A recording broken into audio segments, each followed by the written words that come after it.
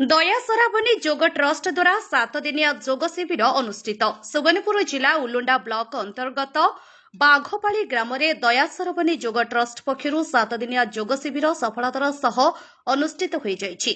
एही जोग शिविर में ट्रस्टर प्रतिष्ठाता तथा जोगगुरु डॉक्टर हृषिकेश देहुरी उपस्थित रही जोगर लक्ष्य उद्देश्य और एहार स्वास्थ्यकर उपकारिता संपर्क में अंशग्रहणकारी को विस्तृत ज्ञान प्रदान करथिले।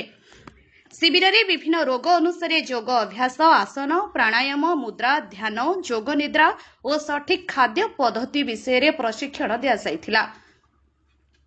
प्रतिदिन सकाळ 4:45 रु 6टा पर्यंत जोग अभ्यास चलुथिला। एथिरे अनेक युवक महिला छात्र छात्री और वृद्ध माने जोग देई नियमित भाव में जोग अभ्यास करथिले। एही शिविर में ओम चैंटिंग सूक्ष्म व्यायाम सूर्य नमस्कार कपालभाति भस्त्रिका अनुलोम विलोम भली विभिन्न जोग क्रियार अभ्यास करासाइथिला।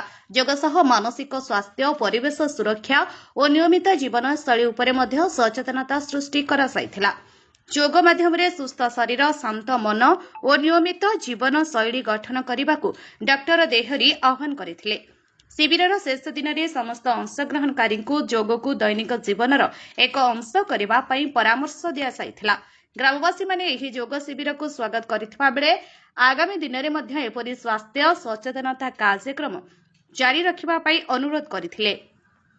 शिविरटी अंचल में स्वास्थ्य सचेतनता वृद्धि सहित युवपीढ़ी मध्य जोग प्रति आग्रह सृष्टि करने ग्रामवासी संपूर्ण सहयोग करथिले। शेष में शिक्षक रंजन कुमार जगदला धन्यवाद देइथिले।